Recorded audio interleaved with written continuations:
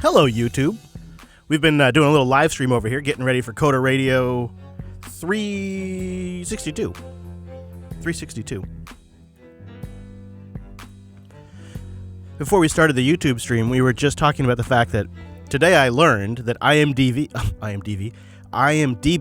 has a streaming service. It's going to be renamed. I can't even remember what the old name was, but the new name is IMDb TV, and it'll be streaming in Europe later this year. What I thought was interesting about that is that Amazon owns it, right? And they have Amazon Prime, so it's kind of strange that they have two streaming services with different licensing deals.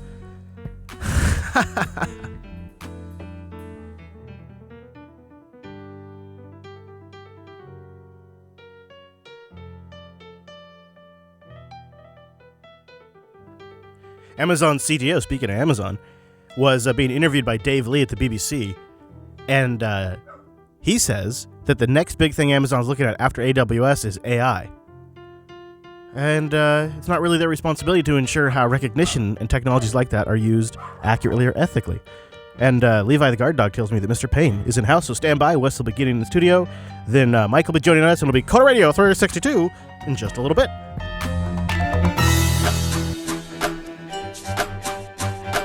Oh, I did want to plug the chat room one more time. irc.geekshed.net if you're over on YouTube or Twitch or Ustream. irc.geekshed.net, and it's Pound Jupiter Broadcasting for the room.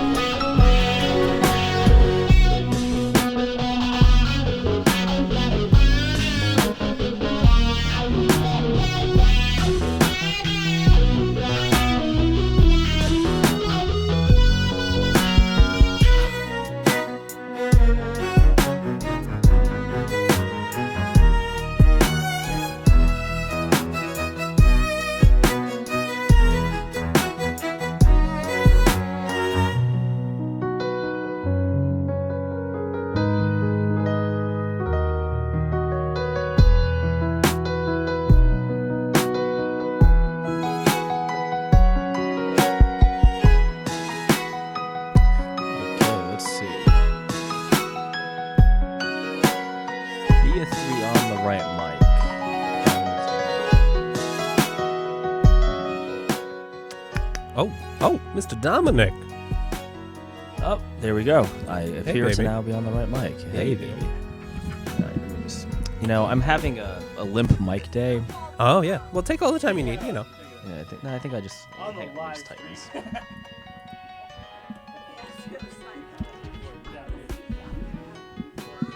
Boom, we got links for days in this episode. We got links for days.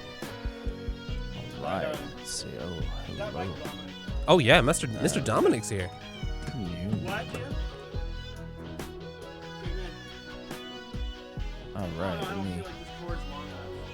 Yeah, you might want to use the other pair. I like the other pair, though. I know, they're not as good. We got headphone issues. Headphone issues. I can hear that. I'll tell you what. I think Wes has got the best headphones. Wes gets the best headphone. How come I don't sound very good? Is my headphones too low? Do I sound okay to you? you sound fine. Oh yeah, I could probably. Here, let's. This is what happens when I can't use these headphones. I can't use these headphones. It might also be. I mean, we probably need to futz with the EQ on that mic at some point here anyway. Yeah. Oh yeah, you want it? Oh jeez. Oh jeez.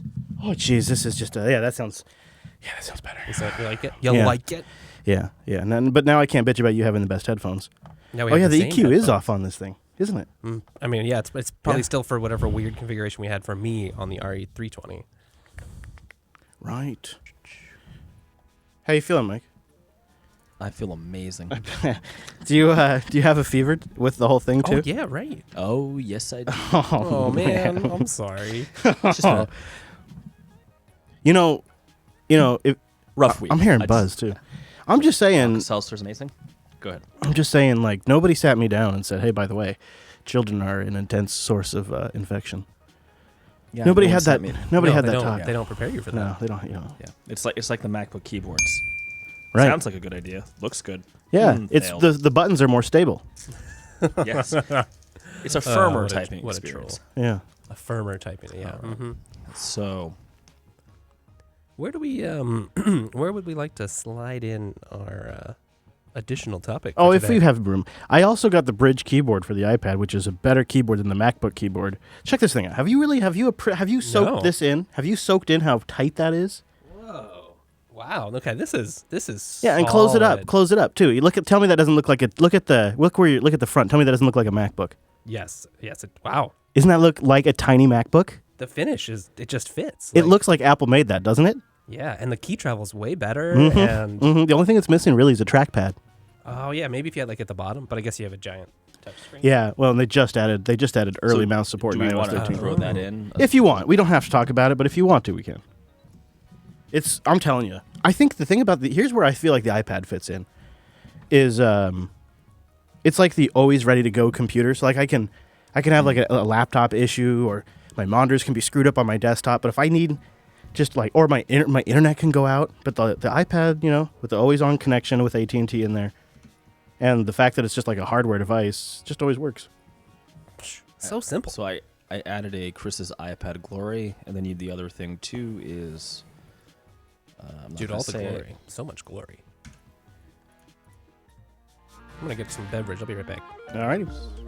Hello, chair. I'll start up the title suggestions while I'm in here. I'm going to tweet this out because I am just tweeting a machine. There's the link, JB Live. Boom. Copy. Coder hype.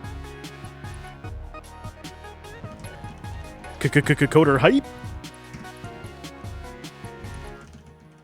My Slack be a bumpin'. Yes. I have a mechanical keyboard. Our fourth host today. Mm-hmm.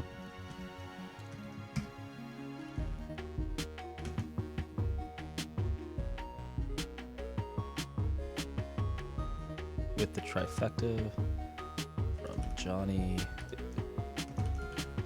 Oh.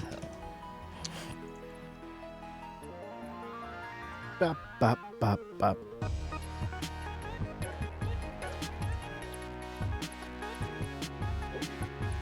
Oh yeah, Coda Radio.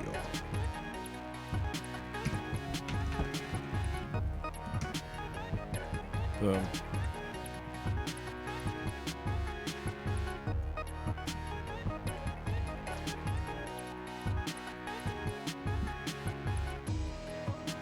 Look at that, This sexy can't be duck. good. Someone. Seriously, Elon Musk. All right. Just gonna send this in the chat room. And I thought I was fucking nuts. Look at this. That can't be real. That is the real Elon Musk. What is it? What is it? I want to see it. Can you pull it up? Pull it up. I want to see it. It's too good. I can't read it out. You have to just open it and see. What is happening?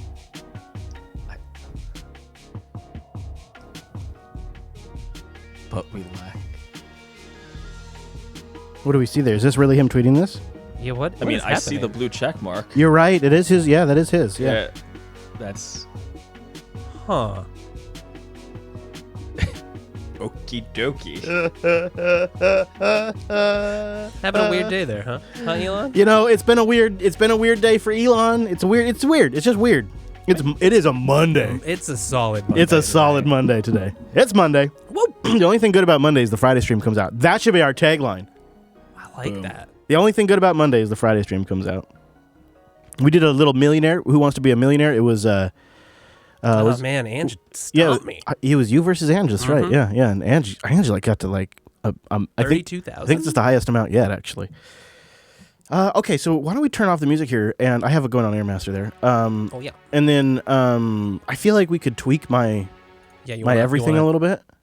All the things about me. I'm also hearing. We'll get rid of all the things. I'm hearing a tiny bit of buzz, but we might not be. Whoa, hi, hello. Hi. Hello. That's me. Okay. Oh, yes. That's you. Is this the same problem we've been fighting on this one? Yeah, it might be. Didn't you just replace the XLR on this one? I placed this guy. Oh, okay. Well, we could run over to the store and buy another XLR cable after the show, but yeah, Which one did you unplug? Which feed was that? That was the one from the microphone. Really? So just from the mic. So I'm holding it in my hands right now. It shouldn't be touching anything. Huh. Huh. Is right. And the other way.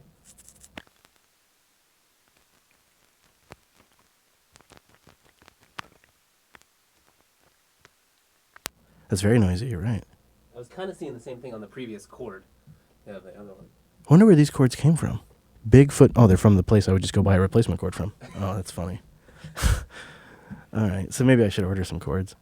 So do you think that's clean? Do you think Drew can... Maybe we should capture two sounds. One with it turned up like that. Mm-hmm. And then one normal. Yeah. Okay. Yeah. And then, pull it back to normal, to unity.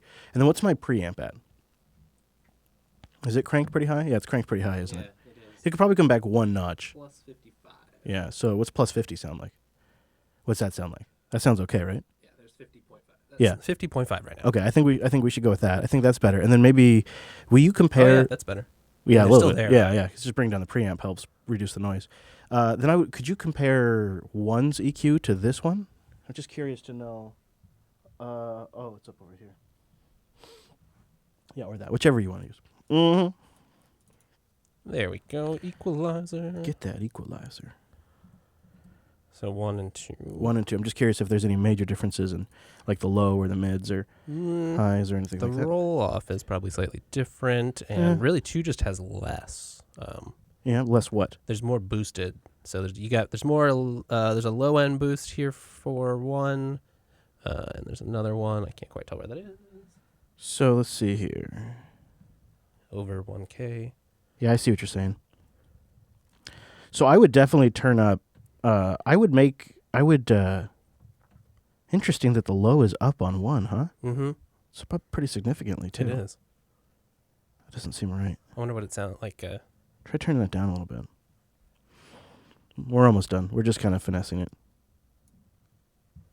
We're getting to the point now where we're getting really fucking anal about our sound. But it's a good thing. It really is, because I think we sound better than most of the podcasts out there now. I have ordered, I don't know what you call it, but fancy foam that Drew recommended. Oh, really? Nice. Yeah, What's the best so way to do? Is that config? Yeah. So, well, or... How do I do it on this guy? I I don't know. Can you? I'm not sure. What do I have to do it here?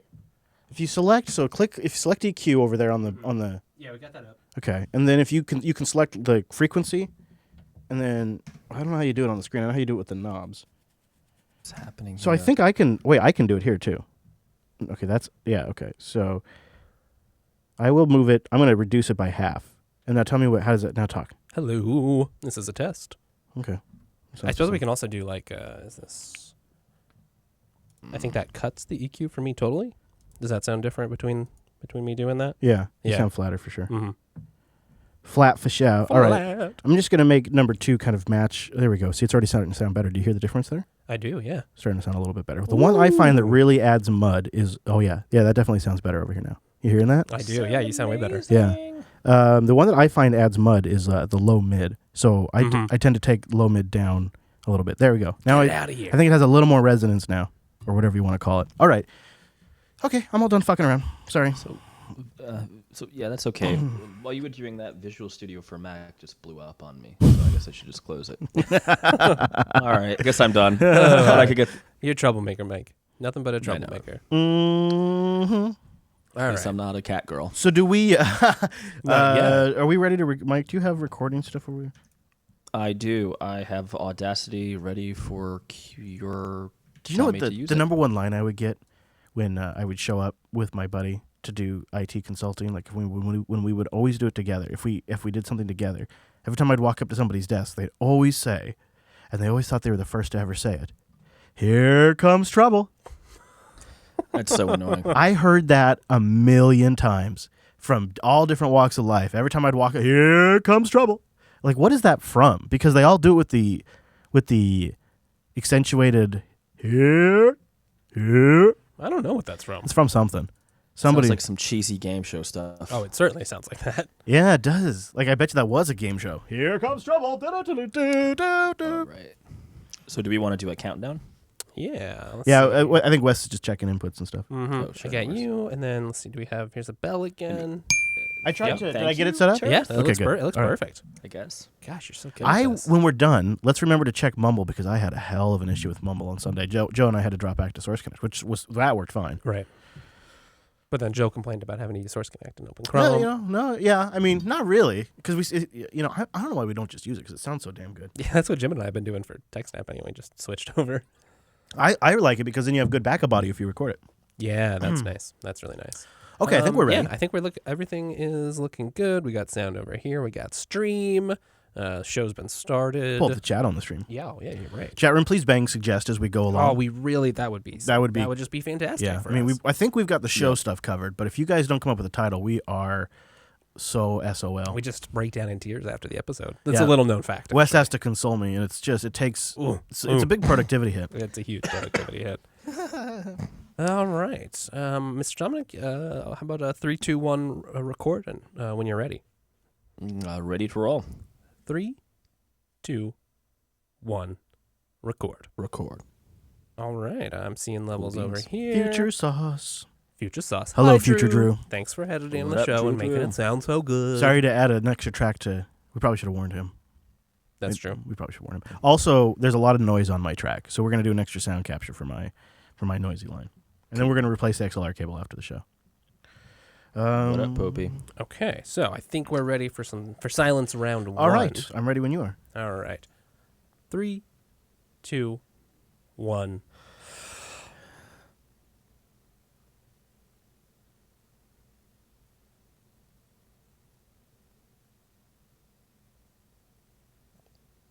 Have you noticed that sometimes that keyboard pulsates and sometimes it's like I don't know. Yeah, I don't know. it's weird. It's really weird. And then you want to turn me up and we'll do a little more silence on mine.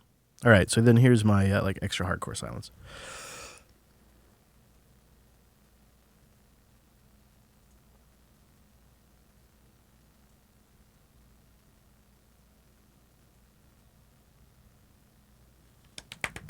All right. Well, at least it sounds somewhat consistent. All right, yeah. And then don't forget to regate us, Mr. Oh, West. yeah. So many gates. All right, chat room. I think we're all set. It's been a while since I've joined. I'll just I should probably pull up the talk. I was just freeballing it. Yeah, I mean, Yeah, yeah. I just threw everything. You guys, I threw all your stuff, Chris, at the top, but you can move any way you want. Freeballing it iPad Pro style over here with my bridge keyboard like a true West Coast hipster. Yeah, you are. Whoop, whoop. Heck yes. It's almost perfect. You're one black turtleneck away from glory. Oh, do you guys have to charge your device every day? Oh, yeah. Yeah, that's a thing. I don't have to do that. You may, in fact, be the worst. All right. Are we ready? Are you ready, Mr. Dominic? Standing by over I am here? ready. Okay. I think it's time to start a Coda Radio then. Beepity beep beep. Powered by macOS. Did Popey know we're talking about snaps today, or did he just happen to be on the show that we're talking about snaps? It's a great question. That's He's all knowing. I mean, we Mike, know did you that. tell Popey we're talking about snaps? I'm afraid to talk to Popey because I thought he was the Pope. Yeah, that's funny. Yeah. Okay, ready. Sorry. Serendipitous. Let's see. What is this? It's the 17th today. Is that right? It is the 17th. All right. And this is 362. That's what I needed.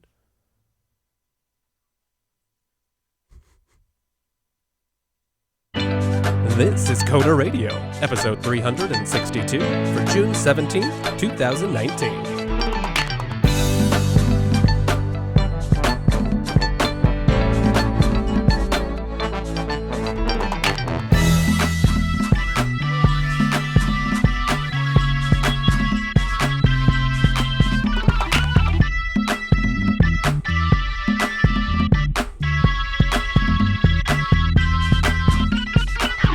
Hello and welcome to Coda Radio, Jupiter Broadcasting's weekly talk show that takes a pragmatic look at the art and business of software development and related technologies.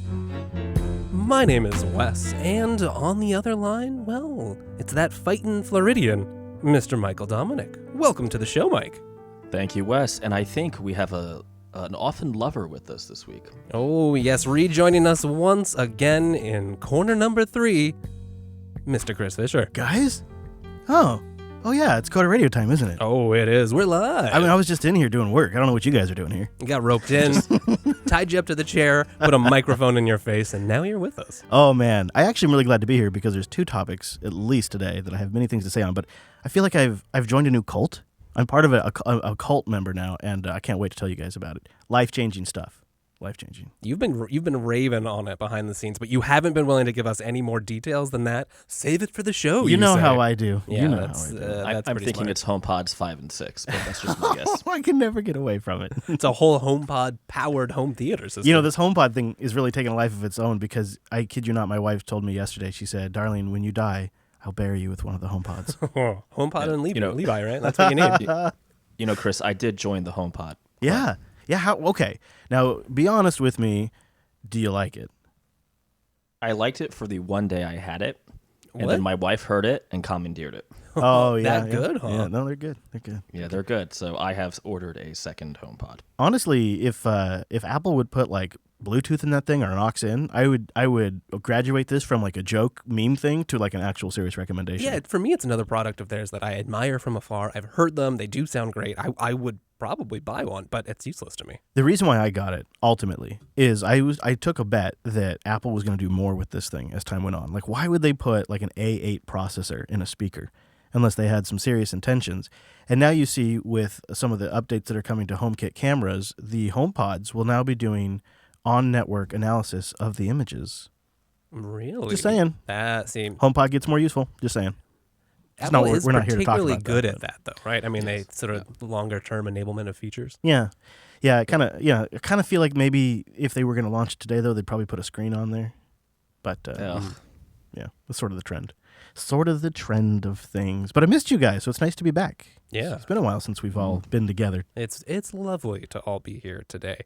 I see you brought a little toy to the studio. You want to talk about it? Yeah, I'm really. I'm kind of curious. Well, God, so close to the HomePods. This really makes me look bad.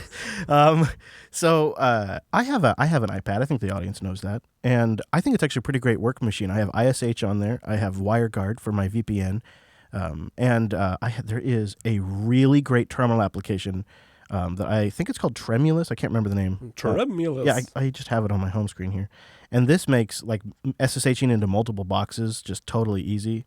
And then when I found out that I could also add like GitHub as just regular like files, like you go in the Files app and I can get access to GitHub repos, it's like, okay, this is actually starting to become a serious little work appliance for me.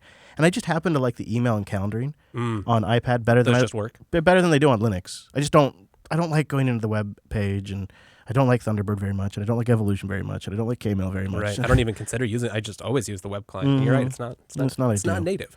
No, and a lot of times I want to do extra things, like I want to take an invoice and I want to export it out to a PDF for expenses, for expense tracking and whatnot. Yeah, absolutely. There's a lot of easy workflows on iOS to do that. So I added the Bridge keyboard to the iPad, which you may have heard of before. They make keyboards for lots of devices now, and it's a Bluetooth metal keyboard. The whole thing is a giant battery that charges over USB-C, so you can actually charge up the iPad a couple of times off your keyboard, which is pretty great. It's a backlit, full QWERTY keyboard that has better key travel and is more comfortable to type on than the MacBook Pro keyboard, which I grant you is not a high benchmark. So I'm not saying it's the best keyboard ever. It's not ThinkPad quality, but it's definitely beyond MacBook quality. But what is really great about it, and I encourage you to go look it up. It's the Bridge keyboard. it makes the iPad like a full laptop. The screen has an arm that you can tilt at any angle you like. It is nice and metal, so it feels all really sturdy. It feels like one piece. It looks like Apple could have made it, really. Oh, for sure. Yeah, absolutely. Take a look at it. If you've been thinking about just getting a little work appliance that is foolproof, like sometimes my displays are screwed up on my workstation, or sometimes Comcast goes down.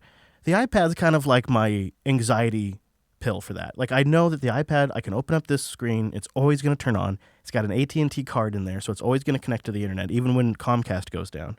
I wonder, is this part of the advantage of it? I mean, it's getting more and more general purpose, right? But it was kind of started as a different type of computing, doing things differently with more limitations, but simplified. So it is tempting, right? You've got these Linux machines, and either they're kind of futzy to use, or they're a machine you're using for sort of playing and testing, and you don't.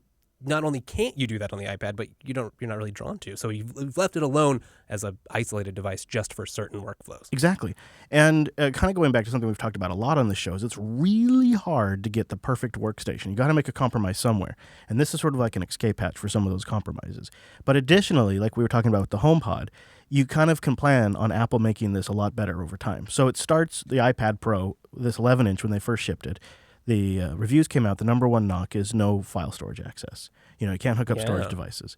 Well, now in iOS 13, as we all know now, they're not only adding fantastic file external support, but they're adding local storage support, they're adding SMB support, but also additionally, they're making Safari a full desktop browser, which essentially now makes this, to me, just for my use, just as good as a Chromebook. And when this iPad Pro 11 was announced, it was at the same time the new Pixel was announced.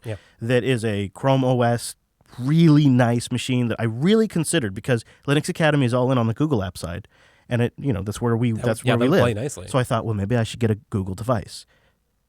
And I bet that wouldn't be that polished, and that this would be limited. The iPad would be limited, but in a year or so, they would add more to it. And that's exactly what's happened. There is something to the approach, and I think we could all internalize this a little bit, of just solving the problems you can at the time, but the slow and steady pace of improvement, instead of just trying to launch everything at once. What feels like with the iPad and the HomePod is the stuff they're rolling out now, they already had on the roadmap a year ago. But they kept it in-house an extra year. They let it bake an extra year before they ship it. Right. They're not always playing the first to market sort of thing. They have enough of their own space to play in that they can afford to get it right. And I think this might be why I'm starting to. There's certain things I just really like about Fedora, and I think it's some of that same. There's certain groundwork they lay down that I follow for a while, and then it lands in each release. Like I just started playing around with Pipewire. And I've been watching that land now for a while, and it's been a slow, gradual build. It's an interesting way to build a product, and there's just lots of different approaches. And I think that's the kind of approach that works well for me, a continuous, slow, gradual improvement. I'm wondering how that compares to some of the drama we saw over the approach to features in the GNOME desktop. Because some of the iPad development reminds me, it's a little bit slower, and there's plenty of drama around removing features or changing the look and feel of things. But it seems like the underlying philosophy was kind of similar, right? Get a few things right, minimize stuff, focus there, and eventually, as we've seen, some of the features we lost, they've come back in different or more refined ways. I kind of clearly do remember, like around GNOME 3.12 or something, like things really took a turn and it just became a real steady. And same with Plasma. It's one of the things I think why Plasma is so great right now. Certain product life cycles. It's pretty nice. So I noticed you guys have been doing this challenge thing. how come we never thought of this, Mike? It sounds kind of fun. Just a lot of work, though. Who has time for challenges? I know. It's a lot of work, and Wes does not make it easy. No. Well, I mean, you said you wanted a challenge, right, buddy? You know what? I liked it. I got to tell you, this last one, you really got me. So Reason ML, much like Lawrence of Arabia, I went to OCaml. Now, I have never done anything in the OCaml world. If you don't know what I'm talking about when I say OCaml, it's because you are under the age of 50. Yeah, can you maybe, for the viewers not familiar with this obscure ML variant, maybe obscure is too strong a word in that I, told you to use it, but can you break it down a little bit? What's the deal with OCaml, and how does Reason fit? Yeah, so OCaml is it is a language itself, but also like a language that other languages interop with and work with. It's like a whole world that is deeply mature and deeply complicated. Reason ML, or I often see it written as Reason, so I'm not sure. It looks like the official name is Reason ML, but they call it Reason in some of their docs. Is basically I'm going to say like dialect almost of OCaml that can compile to JavaScript. Because when we need to compile, there's only one thing we're compiling to. That's right. It's got to be JavaScript. And they have an entire, which I love, by the way, an entire page that says what and why as the heading for the page. So I ended up having to actually read up on OCaml to understand what was going on here, right? Basically, Reason is a JavaScript interoperable language, and it can also compile to native code, like a more traditional OCaml type application. It is considered a systems language, much like, let's say, a Rust, for instance, as opposed to an application development language like a, a la, I don't know, C#, Objective-C, Java, most of the more common things. But holy crap, is it fast. Now, there's kind of two variants I found, Wes, and you can correct me where I'm wrong. There's the native, where you're like literally writing native code that compiles, then just runs super fast. But then there's also this JavaScript interoperability using it gets better, intermediary layer called buckle script. Because Yeah, isn't that a fun name? so many things here. You install Reason via npm. Of course. Which, I mean, that Of does sort of course. fit, though, right? I mean, that's how you install Right. TypeScript, for instance. Exactly, yeah. I found the install weirdly challenging. I ended up having to go into the Reason Discord and ask for help because I just couldn't get it to work. How responsive were they when you went into the community? They were very happy that people were using it. Oh, good. But it's not I don't mean to say it's like a super small community at all. Actually, Reason is developed by the people who developed React. In other words, Facebook, right? And, that is another flavor of Reason, React and React Native. So it's high level here. We have Reason running natively, just like OCaml. We have Reason using buckle script, running just as like a JavaScript replacement, right? Or indeed just straight interop with JavaScript. We have Reason with React and Reason with React Native. It is actually a pretty cool, deeply complicated language. So, like, just getting set up I found hard, but that might just be me. Rock's like the type system, right? So they give you what they feel are like their 5 top things. Rock solid type system. Yeah, so Reason doesn't want you to screw up, basically. Much like a Rust. So I found a very helpful comparison to Rust in general. Basically, it's not going to make it easier for you to do stupid things. For instance, there's no such thing as null, right? Anywhere you would think to use a null, you're going to be using, there's an optional type in Reason. Now, you can put optionals everywhere and not write super tight code, but from what I was looking at, reading all the samples and kind of playing with it on my own, it's not like Swift where everything is going to be optional, right? It's not, Swift, you're slinging question marks all over the place. Right. In Reason, it's more like if you need to, you can. They say it's simple. I don't agree, but that's fine. Really? So But- what don't you find simple about it? I found the setup actually weirdly hard. It almost felt like there was a different setup process, particularly for the native stuff, right? The easiest setup was actually the Reason React because there's a super helpful quick start that basically it's just like gives you a template. But once I got it running, I mean, wow, it's fast. Yeah. Yeah. So the tooling is another thing I found interesting because NPM for native development is weird to me, but I think that's the direction we're just going in. Right. And then you have the other camp where not having it on NPM is a big downer for them, and they don't want to, it's like, I have to install a separate build tool chain and sure. stuff. Yeah, sure.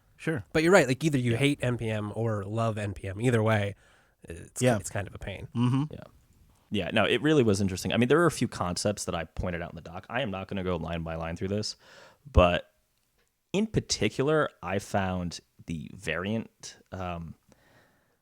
basically it's a data structure in Reason to be actually pretty cool. Yeah, I love their introduction. Behold, the crown jewel of Reason data structures. Most data structures in most languages are about this and that, right? Like an object with a couple fields. Right. A variant allows us to express this or that. Yeah, and then there's you can do like fancy stuff with default cases. And the syntax is just super tight. Like I could see if you were really worried about performance or wanted really hardcore safe functional, I guess a hardcore safe functional replacement for your JavaScript, this would make a lot of sense. Like there's actually, I put in the show notes, again, I'm not going to go too deep into it, but Ken Wheeler did a pretty good talk in 2018 where he's basically, in pretty blunt terms, recommending Reason as, if you're writing large Node or NPM-based JavaScript code bases, consider using Reason for all the safety you basically get for free. It's a very similar argument to I think that Rust developers make, right? Like, yes, you have to follow these rules, and maybe every once in a while it's frustrating, but there's just like a whole category of error that you cannot actually commit. Right. And I mean, it might be a big helper too if you have a large team working on the same application coming from different backgrounds and perspectives, or you're, coming back a year later to do an update on a project you may worked with a client on and sort of forgot everything that was there. Well, you've got these nice types laid out for you. It's true. It's got built-in pattern matching, all the standards you've come to find in, functional ML style languages these days. Yeah. I'm curious, Mike, the comparison to F#, because F# also has a lot of these goodies, inspired by some of the same predecessors. And there's Fable, right? There's also a JavaScript compilation option. Do you have any insights into why you might choose one or the other, or if Reason is tempting to you? I know you're already in love with F#. Yeah, F# is, so actually, the whole F# thing, whether I'm in love with it or not, I feel like Reason takes functional paradigms a lot more seriously than F# does. In particular, F# has a lot of escape valves, right? And a lot of that's a side effect of having to interop with C# and the .NET platform. I know people are going to be mad. I don't think Fable's really a serious thing. Reason, in terms of the buckle script and the JavaScript interop, seems a lot more mature and, frankly, a lot more performant right now. There is some dependency on JavaScript engines like everything else in the JavaScript world. Yes, of course. Depends on where you're running and how fast it is and how good the JIT is, probably. Right. I could almost see a progression, right? Like, in fact, I'm working on something called that I'm calling the functional gateway drug, where F# is basically your Coors Light, and then, I don't know, something else is, just moving up and up the chain until you end up at like Haskell, basically, where Reason feels it's almost stricter, right? I think that's maybe the right word, but I don't mean it in a negative way. Where F# is basically, okay, you don't have to do this if you don't want to. Reason is, no, you definitely do. Having said that, it does interop with JavaScript, right? So you could, in theory, break all of that. I also found it took me a week to figure this out, but you can actually import native OCaml dependencies into Reason. Oh, very nice. So you can leverage the existing OCaml ecosystem. Yeah, they call it ESY, but I think it's actually pronounced easy, ESY, which is basically their like package manager for OCaml. Excellent. So yeah. Sounds like you've had quite a little wild ride in the OCaml and Reason ecosystem. I don't know, I feel like we went on a journey with Do you Mike. think you would actually use it? Are you interested? It sounded like you found some of it tedious. I'm curious. People obviously love the OCaml compiler and having nice, inferred types and a smart compiler that can help you do all this stuff without, ideally, getting in your way. Do you think you'd see yourself actually using this language? Probably not. Not because I think it's bad, but because I think it would be hard to sell to a client this somewhat esoteric language that isn't JavaScript, which is a thing they know. But I could see a world where Reason goes much more mainstream. And to be fair, I don't know usage numbers on it, right? So maybe it's just like I haven't seen it. But it's would you consider there is if you weren't I could see how maybe you wouldn't want like a client or something where they would want maybe they would want to switch consultants later down the line or something. They had concerns of interoperability. I'm just wondering if you might use it, if you're building something for yourself or a service you were running where you maintain complete control. It was just your project. Oh, yeah. I could definitely see a case where, again, because it does interop with JavaScript, right? So I could see some mission-critical business logic that just has to be right and can't have errors. Much like I currently use Rust in Rails applications, right? Where this is important, has to be, and it has to be right, and I'm willing to sacrifice some dev time for it. I could definitely see that. Excellent. Well, look at you being a sport, playing around. That was fun. Mm-hmm. So now, is it your turn next? Yeah, next time we'll get my report on Kotlin. Oh. Kotlin. Yeah. But what is... I give him easy languages on purpose. No, I'm kidding. That's a lot of setup, though. Speaking of setup, that could be a lot of setup to get going, unless you have anything installed already. Mm-hmm. You have to install a gigantic Java-based IDE. Yeah, that has been interesting. Yeah. You've already got it installed. Oh, yeah. Oh, okay. Yeah. You're not like rushing the homework at the last minute, huh? You're going. I'm trying to, I'm still working. I'm trying to get a little test Android app built too, since they. Oh, nice. Google. So you're going the mobile route. Super cool. Well, I've been playing with just a little bit. Like I played with the command line, and they got a nice little web client. You can try it right in the browser because guess what? Kotlin also goes to JavaScript because everything does these days. Yeah, no kidding. But I wanted to specifically try out playing with an app because it's been something I haven't done in a while, and B, Google's pushing using Kotlin for Android pretty hard. Because they hate Oracle. All right, Wes. So in 2 weeks from now, what journey down the functional primrose path am I taking? Well, so do you want to keep going on the functional? Because you were right. You're giving me some a little more mainstream languages.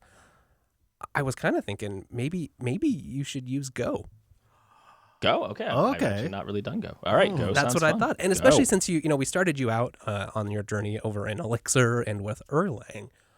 Go is another language that, it's big on its concurrency primitives. So and I think this could really be fun. Curious too. Yeah. And, you've been playing with Rust. And while not the same, right? Go has a garbage collector. It's a little higher level. It still excels at a lot of those lower level system sort of stuff, especially around networking tasks. So I could see it being pretty useful to you, Mike. Oh, the Rust versus Go thing, huh? I know. Love it. Yep, here it comes. Here it comes. It's going to be a good episode. So, Mike and I were chatting offline about something that I think is kind of a significant change in the run of the show. Years ago, you can find episodes of Mike and I talking about how just simply distributing your software on Linux is this huge blocker for a lot of developers. Like they think, oh, maybe I could port my application to Linux, and then I could ship it over there. And they start looking at the options, and it's a nightmare. This was especially true when we started the show because Mike was looking around, and we were having a lot of conversations like, do I target for Unity specifically? Do I target for GNOME? Does it need to be cute? Yeah, I know. Unity was a thing back then, remember? That's how long we've... Oh, yeah. It's been a while. But in this time, a lot of things have shifted. You now have app image, Flatpak, and my favorite, snaps. I kind of have a mix right now of containers and snaps. So like a desktop application, I'm using snaps. Sure. And server-side applications, I'm using containers. And then when I'm running Fedora, I use quite a bit of Flatpaks. But, I find them to be great. I find them to be the solution that we were looking for all of those years ago. And now, like, if we could go back in time, and you could tell, hey, just wait a little bit. And then you can package it up as a snap. Yeah, like it's coming. You're right, it's coming. And you have different options with Flatpaks. You could host your own repository. You can have your own private thing that, the whole world doesn't even need to know about. And that works for some. And then with like snaps, you have the more traditional App Store style model that developers are familiar with right now, where there's a company you can go to for support. There's a central store that all of the users know about, so discovery is much easier, and messaging is much easier, and verification can happen on the platform side. And there's all these advantages to a central store, along with their own disadvantages. And then you got the app image model, which is probably the most analogous to app. On Macs, especially like the original stuff. Yeah, where you download a DMG, and there's it's very close to that. There are app bundles. An app image is it's like an app bundle that's self-contained, and it's kind of nice for certain applications. Like Etcher uses that, which is a GUI application to write to USB. Oh yeah, great one too. And that's a perfect application for app image. So they each has their strengths and use cases. I'm honestly, it's funny too. App images, we don't talk about it that much, but it is. Anytime I download one, I'm actually kind of pleased, especially for trying something out, because even with snaps, it's easy to remove, whatever. There's still that installation step. It feels a little more like I'm doing something. And with an app image, you can just like run it. If you never want to run it again, it's one file to delete right off your file system. App you're image done. feels like a low commitment, right? Whereas It like a really snap and a does. Flatpak is you are now committed to that application. And you aren't really. I get that, right? I mean, you can remove it just Yes. as easily. Yeah.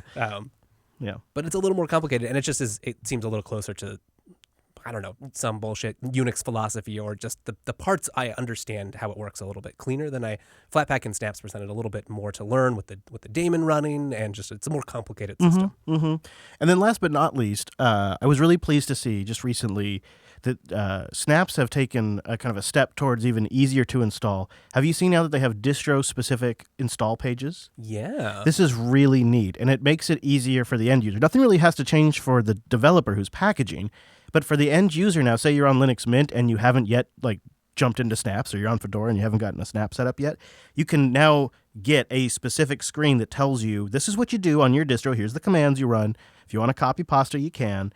And this will get Snaps operating and get your first application up and going. If you're like on a distro like, say, Fedora or Mint or something like that. And it's just reducing that barrier. The user goes through this experience, this screen, one time to get this stuff set up, and then they can just snap install to their heart's content after that. It seems like a good move on the side of Canonical and Snapcraft, just to show. I mean, obviously, they've done a lot of work getting Snapd running and Snaps running on all many different distributions. This just seems to reinforce that. This isn't just a Canonical thing or an Ubuntu thing, right? Like, we have almost first-class support for all these other things right on our main homepage. And that is a message I think is important, not just to end users, but ultimately the bigger message is being sent to developers. Like, we're going to make it easier for consumers of your software to get it on their distro. This seems like an important moment to me, Mike, and I'm curious, with your experience and reflection on all the things we've talked about over the years, what your thoughts are right now. So yeah, when I'm on Pop, I'm basically, if it's not in the repo, I'm using Snaps. I have a few things like the Bot Framework emulator that is distributed as an app image, but for instance, I use the JetBrains IDs like RubyMine, IntelliJ, and those are all Snaps for me. Nice. I love it. Every once in a while, you have to deal with like the Snap TAC Classic thing, but I think this is great. The only weird thing I would say is I don't often use the GUI stores. Right. I'm usually going to Snapcraft and just finding out like what is the actual package me too. name. Same. Yeah. I mean, that's okay though. I mean, you have both options, so whatever the user prefers. Right. And we're probably not necessarily the people. It's not always my instinct to even go try to use a GUI page, because I'm installing packages. I do it on the command line. Yeah. So using like the perspective though of past Mike, when like you remember you were considering like, how do I ship even for the Linux desktop? Right. Sad developer Mike. Is this it? Do you think? Is this the solution past Mike was looking for? Oh, are you trying to get me into a packaging framework? Oh, we're already there, buddy. I think that already happened. Well, you know what? I have to say that I don't use anything but Snaps if I can avoid it.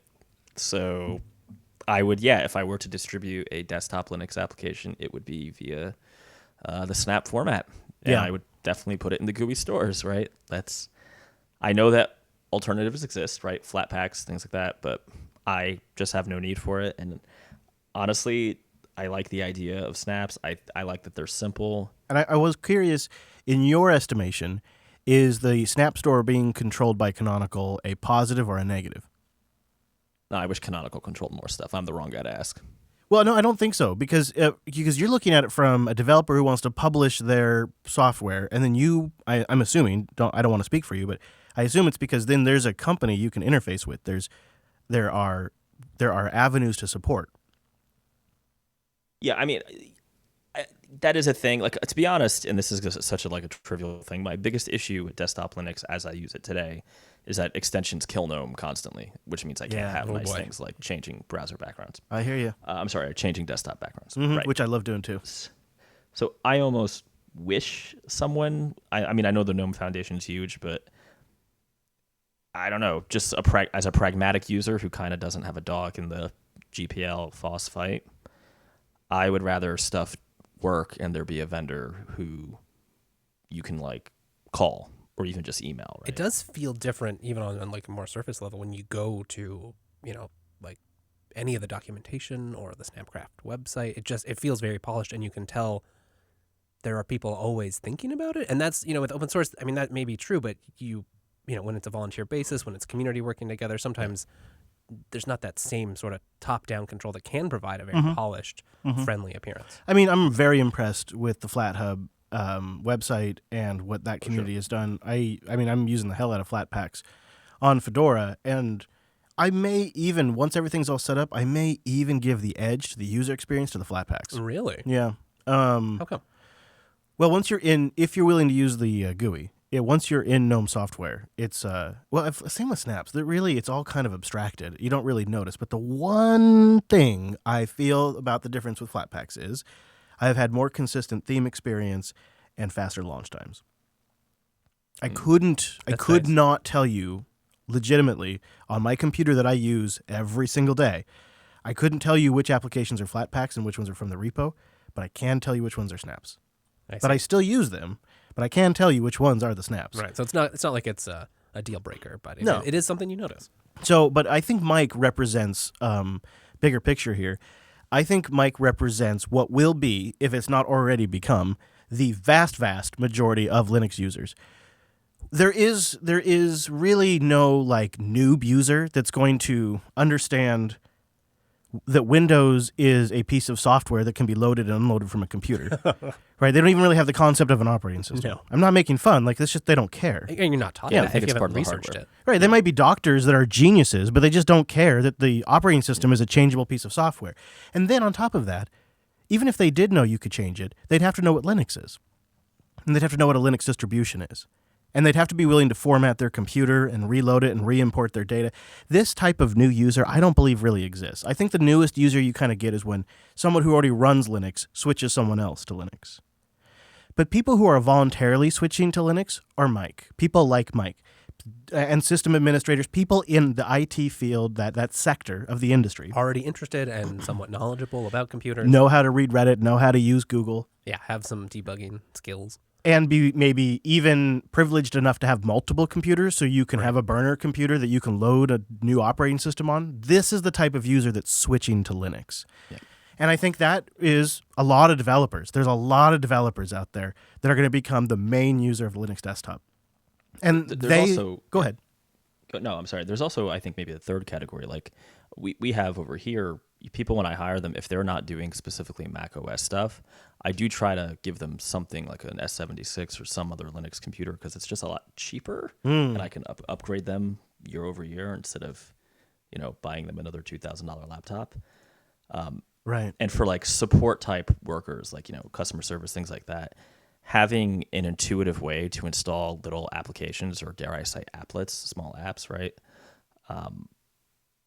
Just getting an account rep to use Aptitude or apt-get, whatever the current name is completely not a non-starter, at least in my mind. It's so frustrating. But having them open the elementary store or the pop shop or the Ubuntu store is super easy. And even writing a bash script for them that does a couple snap installs, super easy, right? Yeah. Sorry. I can't disagree with that at all. And I think what the weird thing that's going to happen is that type of user, that user base, likes there to be someone in charge. I would argue that Mike appreciates that there are employees at Canonical where their employment status and performance status is based on how certain things perform, like snaps. There's nobody really doing that in the different communities for other package managers. And if you think about it, that means there's people where their job is on the line to make this thing a success. There's a certain level of investment they can take. And that is a level of insurance that people in the sort of dev, sysadmin, regular user category like. What's ironic is people either lean far to the free software side. That's the antithesis of the things they like. They want anyone to be able to control it. Right, they don't want centralized control. Which does have a certain benefit, right? If Canonical decides that they no longer want to pursue investing in Snap program. Well, and this is why there's a place for Flatpaks, right, app images, and snaps. Because there is a market for each of them to address. And I think snaps particularly address the Mike type market. And I think that's really exciting because that is the type of market that is creating software, that's going to be shipping software on multiple platforms. And that means more software for all of us. They have a product to ship. They just need something easy to do. They want support. And it is interesting when you talk about the business relationship. Yeah, right. If Mike is working hard and putting money on the line, investing and using the Snap technology, it's good to know that the other party is similarly invested. So let me ask you a question, because you guys are more FOSS faithful than I am, in that I'm not. Gonna get a lot of great Reddit comments this week. Isn't it a good thing, right? Like, isn't this just a sign that desktop, and I specifically mean desktop Linux, but like now that I could call Dell literally when we get off the line here and order a Sputnik XPS, or I could call, Emmet System 76 and get, who knows, whatever they make, I'm probably going to buy it anyway because that's how I roll. We love you, Mike. Like, pre-installed, and within an hour of me just like loading a few applications, I can have a completely functional development or support workstation for an employee at an engineering company, right? With a software engineering company, where I would, and I'm going to go on a limb here, I would say like 6 years ago, my only option was to drive to the Apple store, buy them a Mac, and pay, several $100s more at least, and probably get a lower spec machine. I mean, there were Linux machines, but it wasn't what they are today. No, not at all. I mean, it was and all not that compromised. prepackaged experience, right? Where there's a vendor you can call and say, hey, I blew something up, right? Hey, now, System 76 has been around for like 11 years. So, but I think... That's true. That's true. I don't, but it's funny because there was that period of time, looking back at it now, where it was like, we kind of had an XP moment where a lot of corporate desktops were shipping with like one, like maybe it was a Unity or something like that. Yeah. And now we've kind of entered a new period where everybody's using GNOME Shell. It's not true. Some people use SUSE. That's true. No, I'm saying not everybody, but like all the enterprise applications and desktops True. that ship, which is good. I think it's going to be a good thing. So, another side tangent. I know I'm ruining your flow. No, do it. Why has no one fixed the if an extension blows up in GNOME Shell, the whole thing goes down? I would imagine it literally comes down to development resources. It's probably So a it's just deep like architectural change. Oh, right? yeah, for sure. Okay. Yeah, So that's like a flaw deep in the low level. yeah, It's part and parcel of the single-threaded yeah. business. Do you want to explain that at all? I mean, we've talked about it on Please, Linux Wes. Unplugged. It's essentially, it's all a single thread. It's all one process. The mutter, the desktop, the extensions, the JavaScript engine that renders the GNOME Shell interface. It's all one process. And so if any part of it crashes, the desktop restarts. And what's even more brilliant and scary is in the Wayland future, it'll also be the display server. So your entire display goes down. Womp. Which is why Canonical has opted to continue to ship X in their LTS release, because It crashes better. Yeah, right? I mean, Yeah. it's just the way it's it separated. crashes better. That's the way to put it. The Linux desktop, it crashes better. I think we have a show title on that one. It crashes back. Yeah. So that's why, not to belabor this, but I think workflow and tools are pretty important. That's why I spent about a year on Plasma, 10 months. Hey, I'm still there. Yeah, and it's really good. Our studio machine over there is still on it. But I've recently switched to XFCE just simply because I like GTK applications. I just want the little desktop I need around it. I need a file manager. I need some launchers. I need like a taskbar. I need a clock. And that's all I want. And that's what XFCE Super minimal. is. Super, super minimal. GTK. And that is rock solid. Rock solid. Like it sips the RAM and it just runs and runs and runs. And they've done this crazy thing where different things are different processes. It's wild. Oh, how traditional. Hey, now let's not get silly here. We're different, multiple processes. So can we continue the derail? Just briefly talk about eGPUs? Oh, yes. Oh, I mean, I see you bouncing join in your me. chair. Oh, I have. So I have joined the eGPU cult. I dipped my toes in the water when I got the Lenovo eGPU dock. Now, this is something that I thought is kind of a slam dunk because I wanted an NVIDIA card because that's just what I have the most experience with. And I wanted it to be compatible with my ThinkPad. So Right. if a Lenovo makes a GPU dock, Kind of guaranteed compatible, right? it should work, right? So I ordered that sucker, and sure enough, it does work. And it was pretty remarkable. I could even get it to accelerate the internal display of the laptop. Now, is this using that funky extra port thing, or is it just standard Thunderbolt? Straight up Thunderbolt 3. So it's got this Nice. USB-C style connector. And it also offers as a dock, so it's powering the laptop as well. So it's the only cable on my laptop, which is really cool. That's just fantastic. Yeah, it's So really good. It's so good. And then it has Ethernet, and it has 3 USB ports, it has a sound card, and it has a couple of display ports and HDMI. And then it's got a NVIDIA, like, I think it's really not that great. It's like maybe a 1060 mobile in there. Right. So not super fancy, but a big step up from integrated graphics. Yeah, integrated graphics built in. And so that's where I dipped my toes, and it felt liberating all of a sudden to be able to have like this laptop that has 9 hours of battery life and all open source graphics. And then I plug in this thing, and I get remarkable performance on this tiny little machine. But Linux isn't super great at having a GPU just disappear. First of all, you have to power cycle, but second of all, even after you power cycle, sometimes when it powers back up, the something in the stack goes crazy looking for the missing components. It's like, what? Why do I have all these NVIDIA things installed if I don't have and I know I had this module here. Like, what's going on? I've built this module. What's happening? And it just sits there and freaks out. And eventually, after about a couple of hours, one of the cores of the machine will and the fan will be kicking up, will be completely pegged as it's searching for the missing NVIDIA card. So I thought there's got to be a better way to do this. Wounded animal. Once I cracked this problem, the floodgates of eGPU heaven opened up, and it is changing my life. And I'm not exaggerating when I say that. It is changing the way I test software. It's changing the way I test operating systems. It's changing everything about my workflow. I am so happy. So I got to share this with you. This is sounding more and more like a legit cult. This is really great. So what I realized is the way you do virtualization PCI pass-through is you find these PCI devices and you dedicate them to the VM and you blacklist them from the host operating system. Right, so that only one, they don't fight over it. Right. And then you go and you configure your VM and you say, go grab these PCI devices. They're all yours. Have at it. Once you've done that, it's kind of depending on the device. There's a couple other things you have to mess around with. But once you've done that, you essentially have these devices dedicated to a virtual machine. And I thought, well, you know what would be pretty great? Why don't I dedicate the entire dock? So my dock with its USB ports, its sound card, its Ethernet, its GPU. It's almost like a separate motherboard you're jacking in there. Exactly. Wow. Let me tell you, Wes, game changer. Because now I'm using I'm using a real physical mechanical keyboard. I'm using a full-size gaming mouse. I've got a 2K screen hooked up to this thing, and it's hooked up to the gigabit Ethernet. I've got big desktop speakers plugged into it. It's a full computer.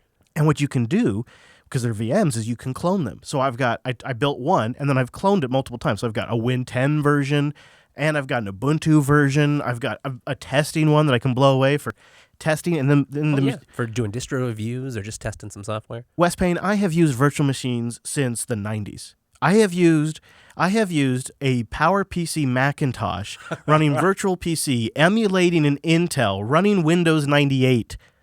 I'm telling you, I have had virtual machines where there was an Intel add-on card that you plug into the machine and it uses that to virtualize. I have built up huge VMware infrastructures that were mirrored across multiple data centers. I have experience with virtualization. I have never experienced performance like this in a VM. If you sat down and I just had my laptop tucked off to the side and you sat down and used that computer, you would use it all day long and have no idea it's a VM.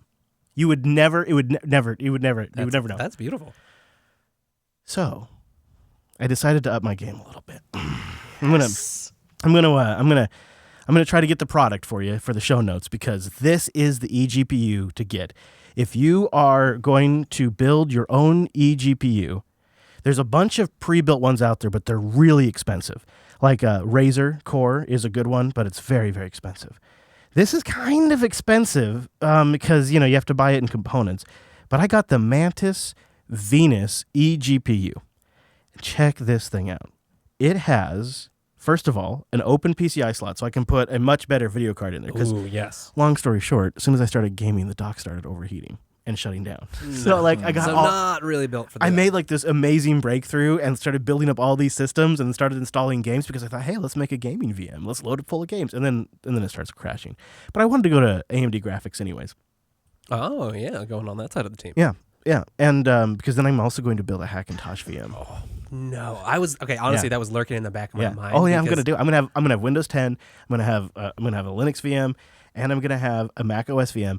And the host OS is Fedora 30 on my ThinkPad.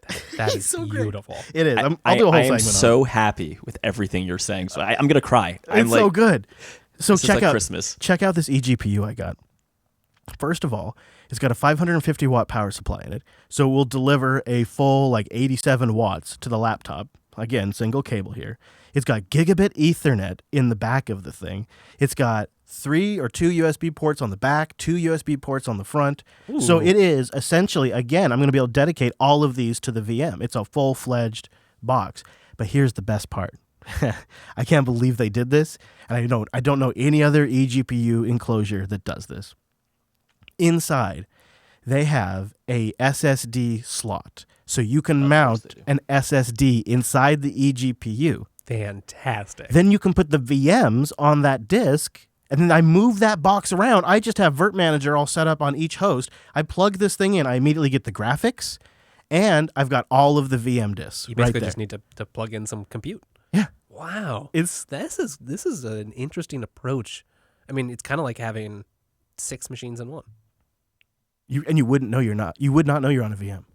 You wouldn't know because it is dedicated. It has full GPU performance. You're using a full. You use whatever keyboard you want, whatever mouse you want, whatever screen you want. This is the Thunderbolt dream come to life. It's so good. It's so good. It's great. And I'm gonna set it up here at the studio. I'm gonna set it up on my laptop. I can move it between. Now, I imagine it might kind of mess with those stale, funky OSs like Windows, but you could then, you could use the Linux VMs when you're not even around the dock too. And here is also the best part. Now I don't have any funky proprietary drivers on the host OS. So it's all Intel stack. That's so nice. No weird graphics driver issues. Everything sleeps fine. I have great battery life. All the proprietary garbage is in the VMs. That's a great way to do it. Wow. It's the best Linux desktop setup I have ever had because you have the bulletproof open source stack, but you still get all the proprietary goodies, man. You can game in there, do whatever you need. I know, it's so good. And I really don't like Windows. That's the other thing I realized is I was setting up Windows, setting it up, and I'm like, I don't like using this. And it took me 2 days, 3 days because there's so many updates and stuff. And I was learning how to reuse Windows and set up the VM. In one evening, I got Ubuntu 19.04 installed with Steam and all the games. So much Just easier. Boom. Done. Windows is at least, it's better in a VM because you can, snapshot and clone it. I want to play around with WSL2, and I want to play around with a new terminal and stuff. I don't want to be ignorant about it. So now I've got a nice safe space. In fact, this is the best way to use Windows, honestly, because, again, I'd say it's 95% physical performance. It's so great. It's a great way to use Windows, and you got snapshots. It doesn't have to touch your real hardware. I am so in. So I've watched Mike for a little bit because Mike got a nice box. Oh, and here's the other thing about that Mantis. The Mantis is using the same controller and USB controller as the Razer. So the Razer products are pretty good. And this is using the same hardware inside that the Razer boxes are, with a little more space, a little more power supply, and of course that gigabit Ethernet, the USB hub, and that hard drive slot. It's the perfect VM box. I'll grant you, it's a lot of hardware to carry around to have a good VM experience. It's a little ridiculous. Yeah. Because there are ways to do it with virtual NVIDIA GPU sharing and whatnot, but all on one box. But to me, with my history of VMs and the things that I have experienced in the past to get decent virtualization, this doesn't feel like a compromise. This feels like a gift. So I'm happy to carry it around. I'm going to get a bag. I might even travel with it. I'm so dang happy. It makes me think we could use this for some studio things too. I think you just plug it in. It's got a VM for run all the things here. You couldn't you? Yeah.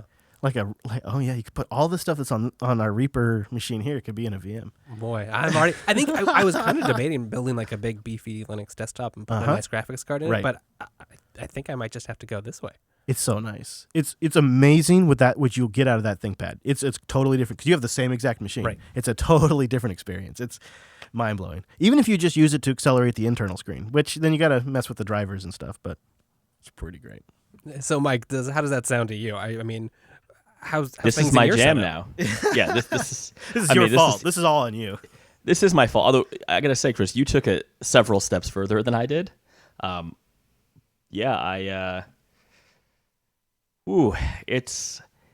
can't imagine, and in a week I'll probably buy a Mac Pro, but I can't imagine buying another desktop now. because you can always slot out a new card in your eGPU. And if you have a system like the Mantis here, where it's actually your USB dock, one cable in.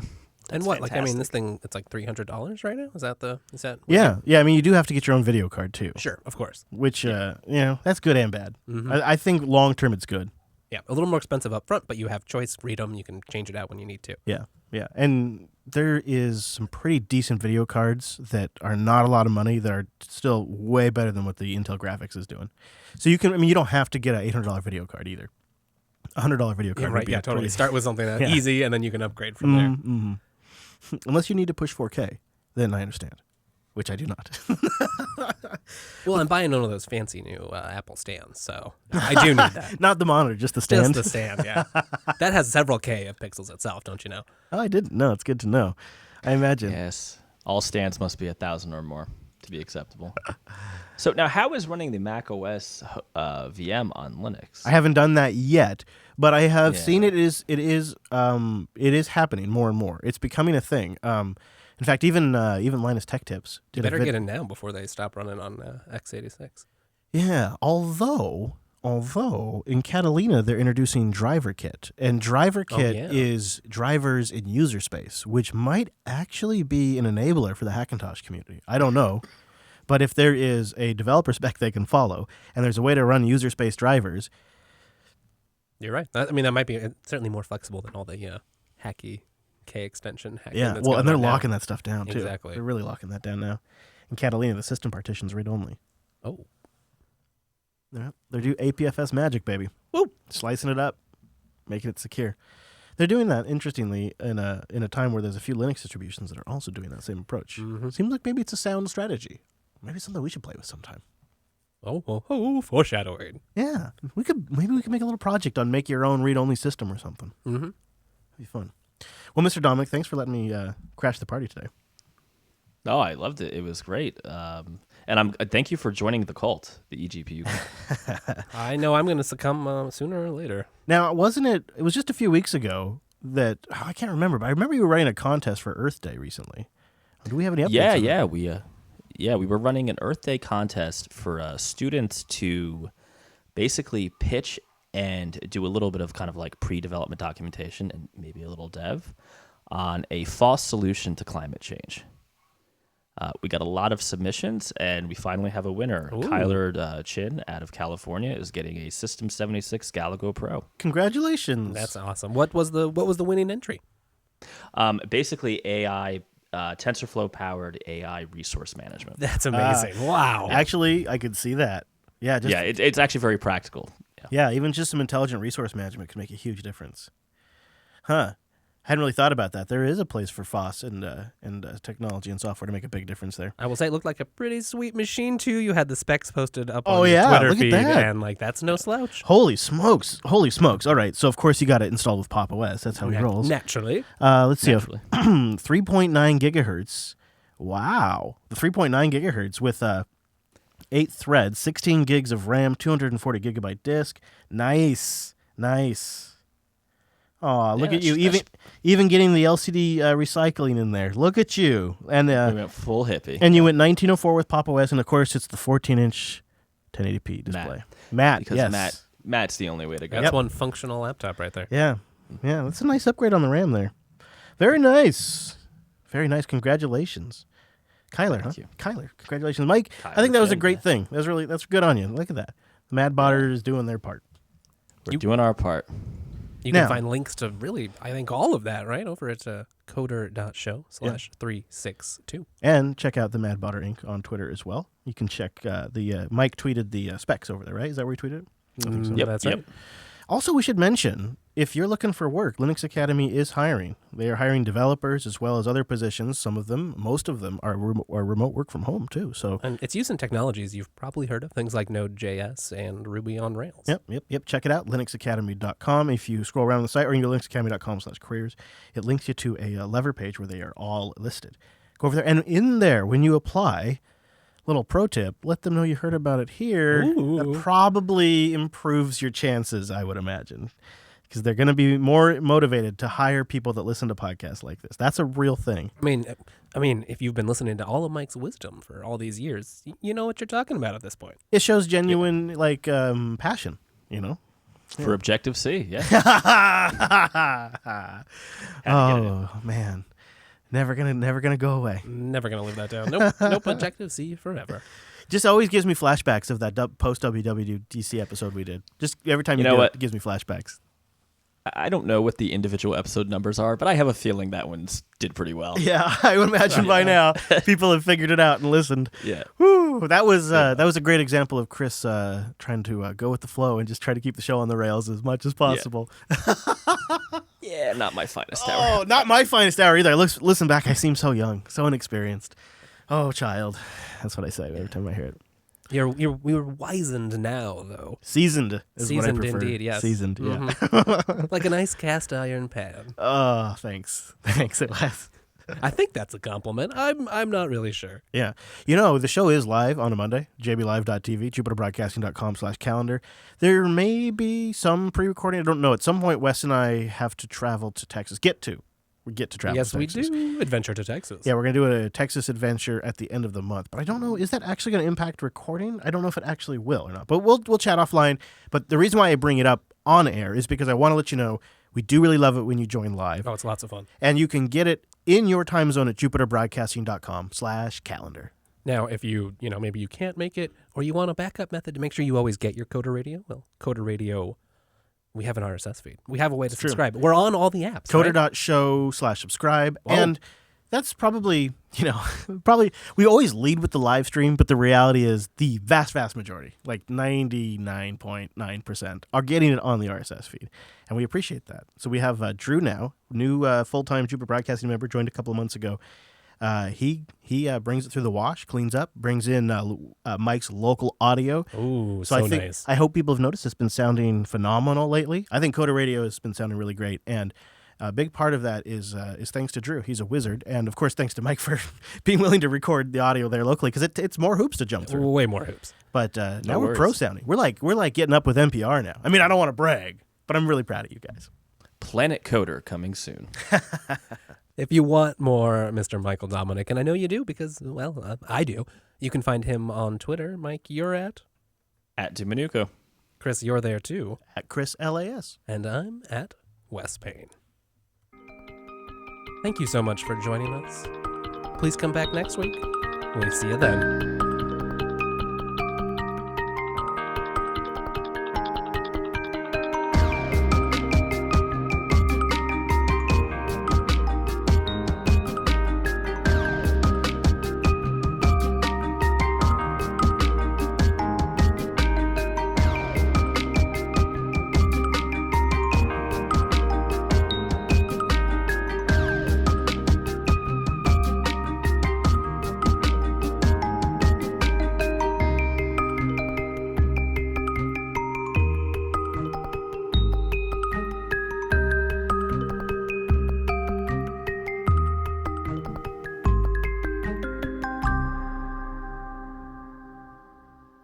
Oh, yeah. That was a Coda Radio right there. Now, it's time to go vote. We need your help, dear audience. JBTitles.com. Shall we sync up the end of the local recording? Yes, let's do that. Yeah, sure. All right.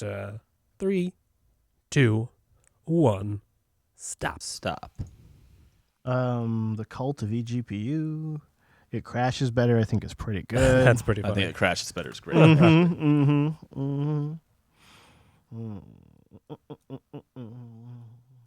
that was interesting, Mike. Thanks for your reason report. That was fun. I really enjoyed hearing about That was fun. Yeah, that was. I actually liked that challenge a lot because I was like, "What the hell is this?" Yeah, right. From an outer space technology. Yeah, Go should be fun because every time I tweet about Rust, people are like, "Did you look at Go?" Yeah, right. Now you can be like, I yes. can say Yes, I Yes, did. go check out episode 3, whatever it'll be, Yeah, 364 64 maybe? Yeah. Look at us in our fast coder math. Boom. So, what dates did you say you were traveling while we're Oh yes. together? Like the middle of next week, probably. Is that what you're doing? Yeah. You're not going down before Monday, right? No. So I guess that one won't matter. Yeah, because we're there at the end. Yeah, we're there like 26. Yeah, no, I'll be back for that. so. It might not even impact Coder. Oh, Yeah. so it doesn't I will matter. be All right. gone Monday yes. the 15th. Right. That's the one that matters. That's Okay, in July. In July. Yeah. In July. So that week on the 17th, I am flying. So we should do maybe a double on the 8th. Sure, that works for me. Yeah, because I am flying back in on the 23rd. Okay. But if there's any airport shenanigans, we would then be behind. But Airport I'm supposed to be in by noon, so I should have plenty of time. Okay. Nice. Okay, so we'll do a double recording on the 8th. On the 9th. I'm sorry, I'm looking. The 8th is a Sunday. I'm in September. What am I doing? Yeah, I do that all the time. I did that this morning. I was just checking. Wait. I was like, wait, what month am I at? I did that this morning. All right, so yeah, the 8th, right, to cover the 15th, and we'll just... Yeah, my flight comes in the morning on the 22nd, so it should be cool. Awesome. See if I can manage to break a laptop while I'm traveling. It's usually pretty good. You maybe set up a backup one? It's just... This is where the I iPad did. comes in. You think I kid, but that's the nice thing about No, the that iPad. does seem actually like that's a great It's like idea. I always know, Actually, like whatever happens to my laptop, my iPad like always works. Now, the iPad is just becoming more and more viable for me. Yeah, Yeah. I know. They're doing a good job with it. I'm glad to see it. And now that it's going to be iPad OS, like, there's nowhere to hide. We're all going to be watching what happens with old iPad OS. So did we decide it crashes better? Yeah. Nice. Yeah. Yeah, Excellent. Crash is better. Sounds good. That's our winner. guys. All right, Mike, hope you feel better. Good job podcasting, though. Yeah. Thank you. Talk to you guys next week. All right. Or West, whoever. That's Well, right. I wouldn't mind coming next week. It's the week after I'll be on the road, so I won't be able to join. But Right, but you'll be here next week. Yeah. Cool. Yeah. Another Sounds reason to good. come watch us live. yes. Woohoo! All right. All right. Get out of here, Mike. Go get a nap. Bye, guys. Yeah, bye. He wishes. We all wish. That's Yeah, it. That's how it goes. But maybe one of you out there, audience, you can take a nap for all of us. I hope so. We should have a really fun Linux Unplugged. It's either going to go really well or it's going to go embarrassingly bad. But either way, we're going to make a good Unplugged. Wes and I are about to go do something. Yeah, we're about to go tear down the network, basically. We're going to Hopefully we can go live on Tuesday. We don't know. That's true. Yeah, hopefully the internet will be working. Otherwise, we're find going to have out. to build that studio in the sky. Right. All right, chat room. Yeah, Thank you thanks for making hanging it. out. This has been lots of fun, guys. Congratulations, Biteman. You got the title. Yeah, we appreciate your help very much. So please do tune in for Linux Unplugged and stay tuned. There's going to be a Friday stream out in a feed near you very soon. FridayStream.com. That's Friday. Friday! Friday and Monday. All right, we're going to get out of here. Goodbye, live stream.